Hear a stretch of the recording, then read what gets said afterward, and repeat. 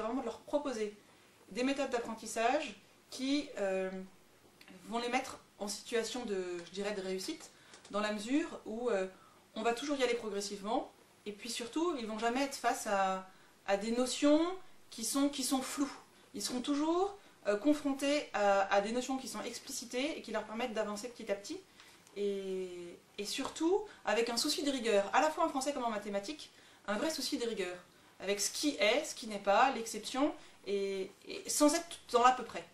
Pour l'apprentissage de la lecture dans la classe de CP, j'ai fait le choix de prendre une méthode que je connais bien, qui est en fait une méthode gestuelle, qui est la méthode Jean Kéry, que cette année je peux utiliser qu'en partie, puisque j'ai une classe à 3 niveaux. C'est une méthode qui est en fait une méthode phonétique, donc qui est basée sur le son.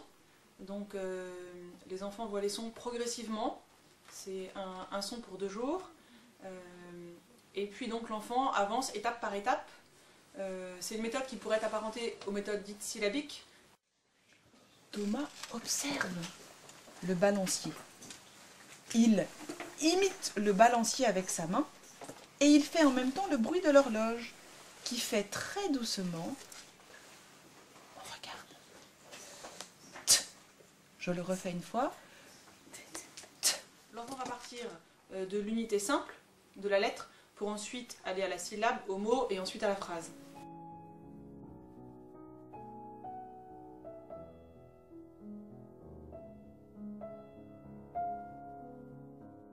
L'écriture donc se fait avec des gestes, on travaille beaucoup la motricité, apprentissage du geste avec la main droite, avec la main gauche, avec les 2 mains, et puis on fait ça donc en rythme.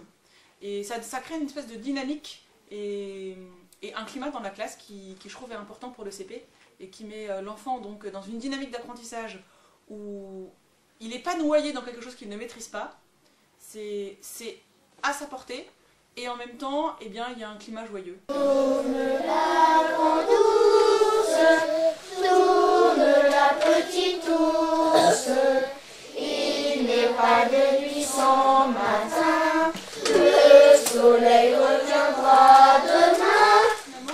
Tout ce qu'on apprend à l'école, que ce soit l'écriture, la manière dont on va l'apprendre, va modeler l'enfant sur une manière de faire qui est beaucoup plus intéressante que juste le bagage qu'il va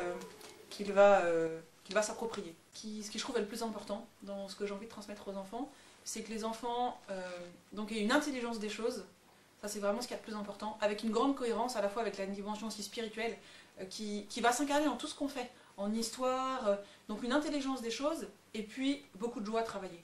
On chante beaucoup dans la classe, pour moi ça me paraît essentiel, il faut que les enfants puissent avoir plaisir à travailler, mais pas au sens démagogique, il faut apprendre par le jeu, mais que les enfants se rendent compte que c'est une joie d'apprendre des choses et que dans la classe, eh bien, on peut être heureux d'aller à l'école. Ah, la vie est belle comme un vol.